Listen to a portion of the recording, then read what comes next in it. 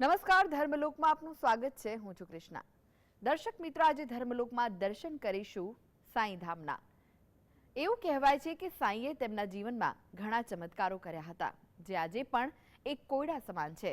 મહત્વની વાત એ છે કે આજે પણ ભક્તોને તેમના ચમત્કારનો અનુભવ થાય છે અને એટલે જ સાંઈના ધામોમાં ઉમટે છે ભક્તોની ભીડ. તો એવા કેટલાક સાંઈધામના દર્શન કરીશું, જેની સાથે જોડાયેલી છે ભક્તોની આસ્થા.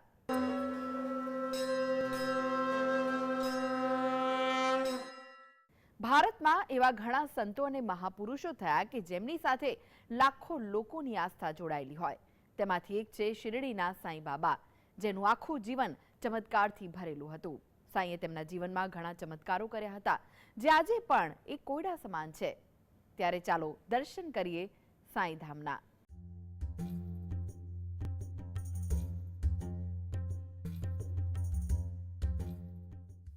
સાંઈ બાબા કોણ હતા, ક્યાંથી આવ્યા હતા, આ કોઈ નથી જાણતું. પણ જો સાંઈના નામની જ્યોત મનમાં પ્રગટી ગઈ તો મનમાં બધા જ સવાલો પરથી જવાબ મળી જાય છે. અને તે કહે છે તે જે પણ હતા, જ્યાંથી પણ આવ્યા હતા, આપણને જીવનમાં આપવા માટે આવ્યા હતા, પ્રેમ આપવા આવ્યા હતા, પ્રકાશ આપવા આવ્યા હતા. અંધકારથી પ્રકાશ તરફ જતા આ રસ્તા અને યાત્રામાં બાબા બધાને સાથે લઈને ચાલતા.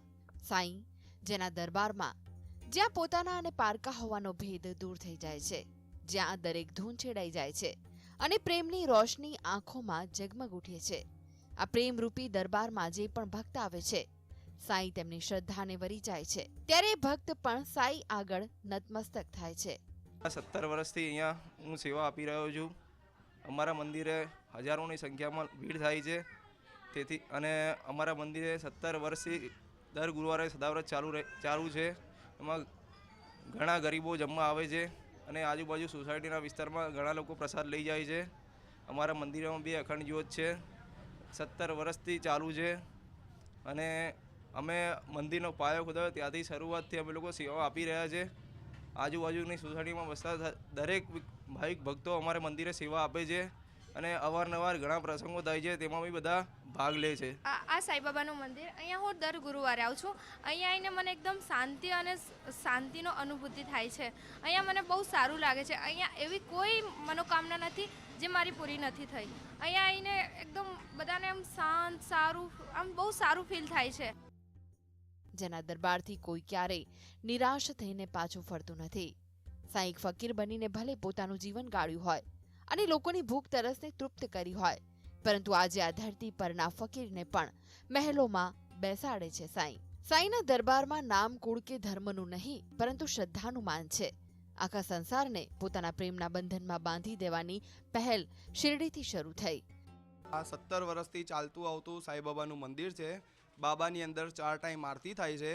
દર ગુરુવારે બાબાનું સદાવ્રત ચાલે છે.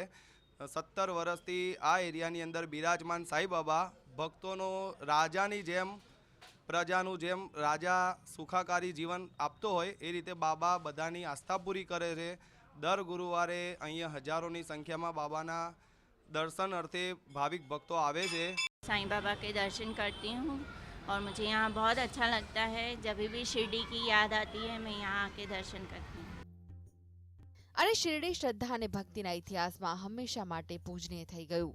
સાંઈ બાબાને ચાહનારાઓને ધર્મની સીમાઓ ક્યારેય ન વહેંચી શકી.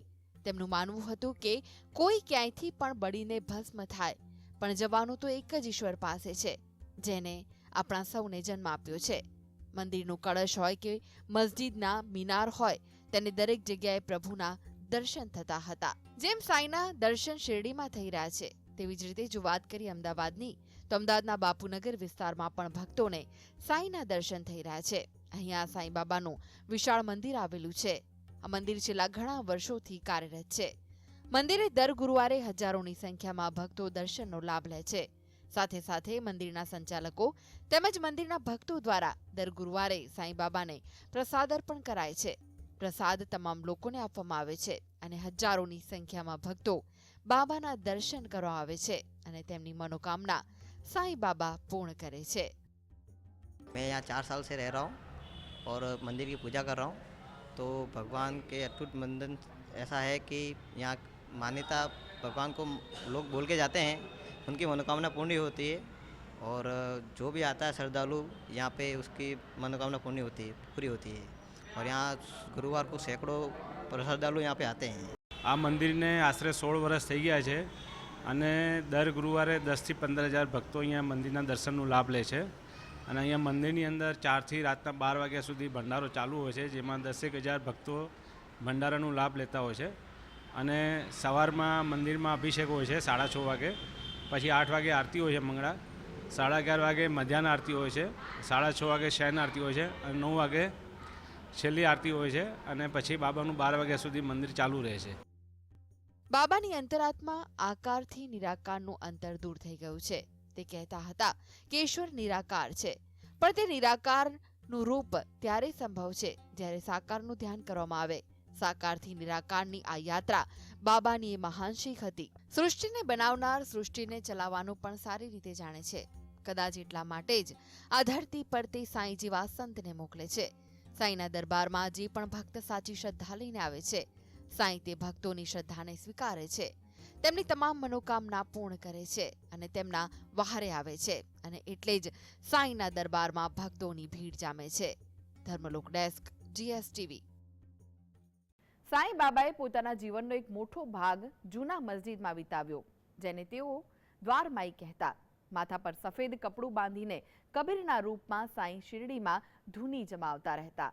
તેમના રૂપના કારણે કેટલાક લોકો તેમને મુસ્લિમ માને છે, જ્યારે કે દ્વારકા પ્રત્યે શ્રદ્ધા અને પ્રેમના કારણે કેટલાક લોકો તેમને હિન્દુ માને છે। પણ સાંઈએ કબીરની જેમ ક્યારેય ખુદને જાતિના બંધનમાં નહોતા બાંધ્યા। હિન્દુ હોય કે મુસ્લિમ, સાંઈ બધા પ્રત્યે સમાન ભાવ રાખ્યો અને એટલે જ સાંઈના દ્વારમાં હિન્દુ મુસ્લિમ તમામ ભક્તો ઉમટી પડે છે। એવી માન્યતા છે કે જો તમે સાચા દિલથી સાંઈ બાબાને યાદ કરો છો તો તે તમારી બધી મનોકામના પૂર્ણ કરે છે। કહેવાય છે કે સાંઈનો મહિમા અમર્યાદ છે। તેમણે ક્યારેય જાતિ અને કોઈ પણ બાબતમાં ભેદભાવ કર્યો નથી। આમ તો આપણને સાંઈની પ્રતિમા ઊભેલી કે મોટા ભાગે બેઠેલી મુદ્રામાં દર્શન આપતા હોય છે, પરંતુ અમદાવાદના સત્તાધાર વિસ્તારની જો વાત કરીએ તો આ મંદિરમાં સાંઈની મૂર્તિ આરામ ફરમાવતી જોવા મળે છે। એવું કહેવાતું હતું કે જ્યારે બાબા હતા ત્યારે તે કાયમ લીમડાના ઝાડની નીચે બેસતા અને લોકો સાથે સંવાદ કરતા, તેમની તકલીફો સાંભળતા।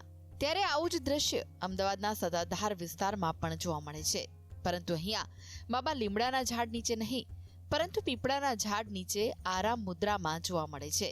સાંઈ બાબાની આ પ્રતિમાના પાછળના ભાગે દ્વારકામાઈ અને અન્ય બાબતો દર્શાવવામાં આવી છે।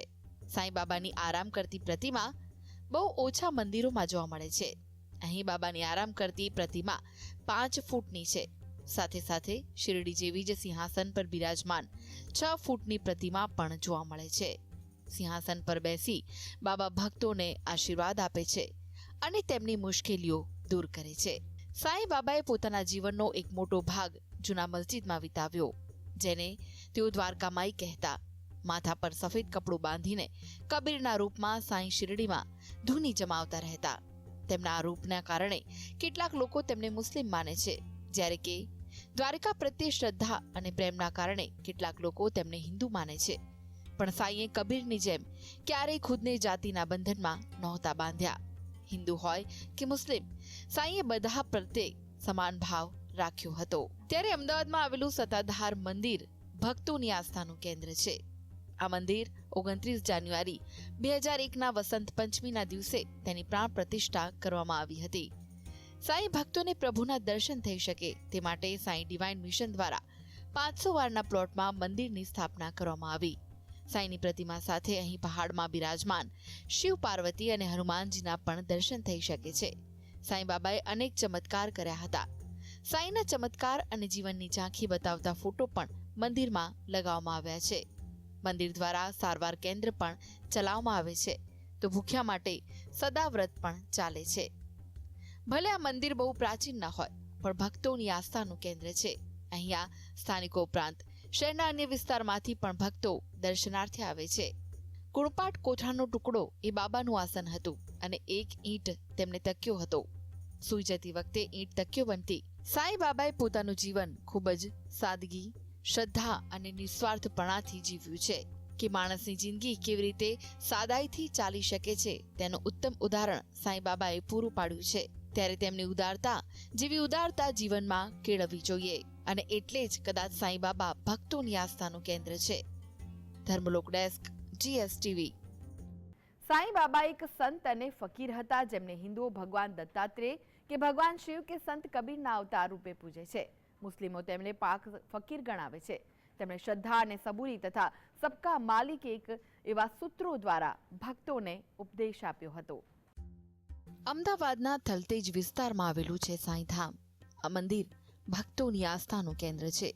એવું કહેવાય છે કે દરેક મંદિરના નિર્માણ પાછળ કોઈ ચોક્કસ હેતુ હોય છે. તેમ આ મંદિરના નિર્માણ પાછળ પણ કારણ રહેલું છે. પહેલા અમદાવાદ બહુ મોટું ન હતું, પરંતુ ધીમે ધીમે અમદાવાદ વિસ્તરતું ગયું. લોકો નદીના બીજા છેડે એટલે કે પશ્ચિમમાં પણ રહેવા લાગ્યા. તે સમયે સાંઈ બાબાના મંદિર પૂર્વમાં હતા. પશ્ચિમ વિસ્તારમાં મંદિર ન હોવાથી બાબાના દર્શનાર્થે ભક્તોએ દૂર જવું પડતું. આ બાબતને જોતા મંદિરના ટ્રસ્ટી અને પૂજારીને વિચાર આવ્યો કે સૌ ભક્તોને નજીકમાં બાબાના દર્શન થાય તે માટે પશ્ચિમ વિસ્તારમાં મંદિર બનાવવું. આથી આ મંદિરનું નિર્માણ થયું. ગુરુવારનો દિવસ સાંઈ બાબાને સમર્પિત છે. આ દિવસે ઘણા લોકો પોતાની મનોકામના પૂર્ણ કરવા માટે વ્રત રાખતા હોય છે. કહેવાય છે કે સાંઈની મહિમા અપરંપાર છે. સાંઈએ ક્યારેય કોઈ સાથે નાતજાતના વાડા રાખ્યા નથી, કોઈ પણ ભેદભાવ કર્યો નથી. આજે દુનિયાભરમાં સાંઈના લાખો ભક્તો મોજૂદ છે. કહેવાય છે કે ભક્તો જ્યારે પણ સાંઈ બાબાને યાદ કરે છે ત્યારે સાંઈ દોડી આવે છે અને એટલે જ ગુરુવારે સાંઈ મંદિરોમાં ભક્તોની ભીડ જોવા મળે છે. અહીં આરસપાણમાંથી બનાવવામાં આવેલી બાબાની પ્રતિમા સ્થાપિત કરવામાં આવી છે. બાબાને નિત્ય સુંદર શણગાર કરવામાં આવે છે. વિવિધ પ્રકારના ભોગ ધરાવવામાં આવે છે. મંદિરના વિશાળ પરિસરમાં બાબા ઉપરાંત અનેક દેવી દેવતાઓ પણ બિરાજમાન છે, જેમાં મહાદેવજી, રામ, લક્ષ્મણ, જાનકી, હનુમાનજીની પ્રતિમાઓ પણ સ્થાપિત છે. સાંઈ બાબા સેવા કરવામાં માનતા હતા અને આથી અહીં સારવાર કેન્દ્ર પણ ચાલે છે, જ્યાં ભક્તોને નિઃશુલ્ક સારવાર ઉપલબ્ધ છે. તો મંદિર દ્વારા ગૌશાળા પણ ચલાવવામાં આવે છે. ભારતમાં એવા ઘણા સંતો અને મહાપુરુષો થયા કે જેમની સાથે લાખો લોકોની આસ્થા જોડાયેલી છે અને તેમાંથી એક છે શિરડીના સાંઈ બાબા, જેનું આખું જીવન ચમત્કારથી ભરેલું હતું. સાંઈએ તેમના જીવનમાં ઘણા ચમત્કારો કર્યા જે આજે પણ એક કોયડા સમાન છે. મહત્વની વાત એ છે કે આજે પણ ભક્તોને તેમના ચમત્કારનો અનુભવ થાય છે. મંદિરમાં નિત્ય મોટી સંખ્યામાં દર્શનાર્થીઓ આવે છે. પણ બાબાના જન્મદિવસ એટલે કે રામનવમી અને નિર્વાણ દિન એટલે કે દશેરાએ મોટી સંખ્યામાં ભક્તો બાબાને નમન કરવા આવે છે. ભક્તો, સાધુ સંતો માટે ભંડારાનું આયોજન કરવામાં આવે છે. ભક્તોનું માનીએ તો બાબાના મંદિરમાં આવતા ભક્તોના તમામ દુઃખ દૂર થાય છે. ભક્તો બધા જ દુઃખ ભૂલીને મનને તેમને શાંતિ મળે છે. બાબાના આશીર્વાદથી મનોવાંછિત ફળની પણ પ્રાપ્તિ થાય છે અને એટલે જ બાબાના ધામમાં ભક્તોની ભીડ રહે છે. તો વારે તહેવારે અનેક કાર્યક્રમોનું પણ આયોજન કરવામાં આવે છે, જેમાં ભક્તો ઉત્સાહભેર ભાગ લે છે. Dharmalok desk, GSTV. તો આગળ જોઈશું વિશેષ રજૂઆત સુખની શોધમાં. તે પહેલા લઈએ વિરામ.